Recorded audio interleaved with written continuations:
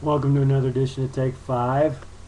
We're in John chapter 9. Now listen, this is a very long passage. It's about Jesus healing a man who was born blind, and there's a lot to get into. So we're not going to be able to even come close to finishing this today, because not only is Jesus going to heal this man, but he's going to have to deal with our old buddies, the Pharisees, the religious, prideful leaders. They have a problem with it.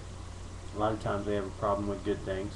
But Jesus is going to be dealing with them. He's going to be dealing with the guy born blind. He's going to be dealing with his disciples. So this is really a great chapter to learn how to deal with different kinds of people. But let's get into it. John chapter 9, verse 1. As he passed by, he saw a man blind from birth.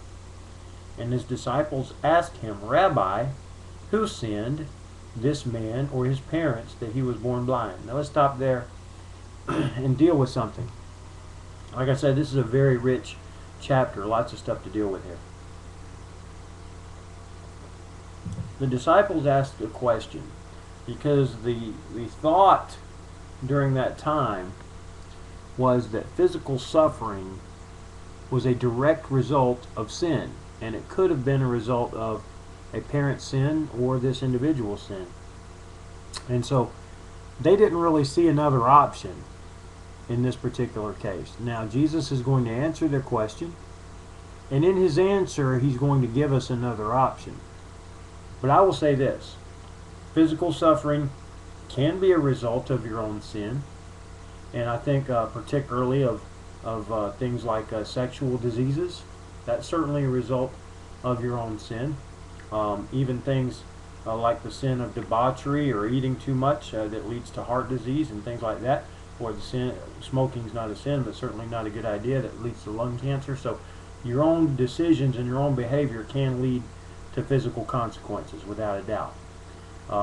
Alcoholism can lead to an accident, getting in an accident and getting hurt or killed, or hurting somebody else. So and other things like that. So certainly your own sin can lead to physical consequences. Also, we read in the Old Testament about curses that apply to children from parents. Now, it doesn't necessarily mean there'll be physical consequences, I don't believe, when you read about those curses, but it certainly means there's an inclination for children to pick up some of the negativity that their parents brought on by some of the things they did.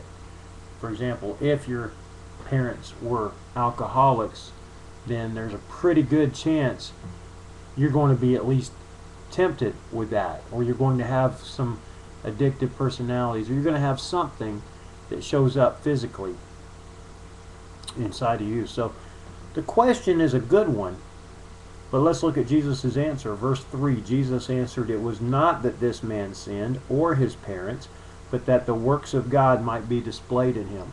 And I'm really glad Jesus answered it that way, because what that means is you can't look at anybody, and you really can't even look at yourself necessarily, and try to figure out why it's happening. Now sometimes it's real obvious, alright?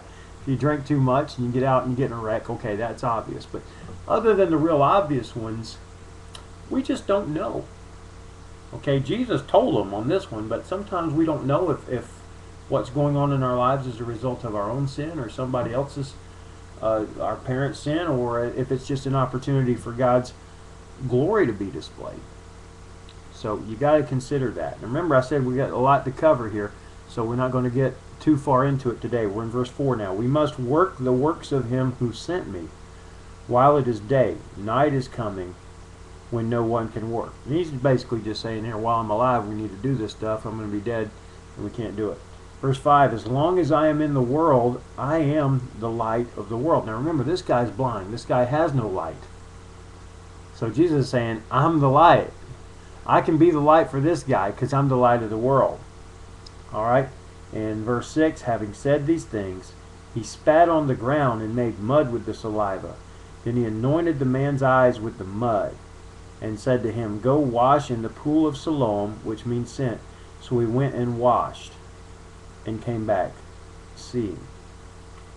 Don't understand the reason God does everything he does, Certainly Jesus could have touched him. Certainly he could have just said a word and the guy could have been healed of his blindness and could see. But he chose to spit on the ground and use mud. Spit and mud. And I think the reason, I mean, again, I'm hypothesizing. We're not given the reason here. But I think perhaps the reason Jesus chose to do it that way is to show that he can use anything to accomplish his will, which means he can use anybody, which means he can use me, and he can use you. He used some spit and some mud to heal this guy. So that's as far as we're going to get today. But this is rich. You need to keep tuning in. This is absolutely, I might have a top 10 favorite chapters in the Bible. I'm pretty sure this one would make it in there. All right, John chapter 9. I love this chapter. But you got to come back for the next edition of Take 5.